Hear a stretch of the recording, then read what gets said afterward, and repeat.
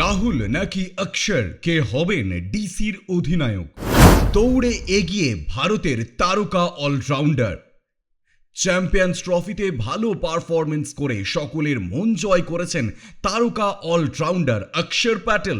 এবার তিনি আরও একটি সুখবর পেতে চলেছেন বলে অনেকের ধারণা।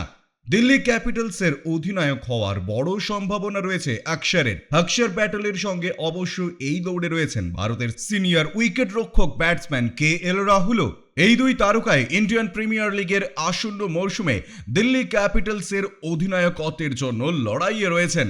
তবে গুজরাটের খেলোয়াড় অক্ষর প্যাটেল এই দৌড়ে এগিয়ে আছেন বলে মনে করা হচ্ছে। চ্যাম্পিয়ন্স ট্রফি শেষ হয়েছে, এবার আগামী কিছুদিনের মধ্যেই দিল্লি ফ্র্যাঞ্চাইজির কর্মকর্তারা তাদের নতুন অধিনায়কের নাম ঘোষণা করবেন।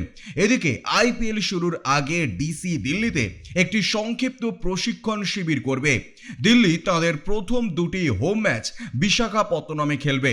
অক্ষর প্যাটেল, KL রাহুল, কুলদীপ যাদব দক্ষিণ আফ্রিকার, ট্রিস্টন স্টার্বস অস্ট্রেলিয়ার, জ্যাক ফ্রেজার, ম্যাকগার্ক এবং মিচেল স্টার্ক 17 এবং 18 মার্চ বিশাখাপত্তনমে দলের সঙ্গে যোগ দেবেন।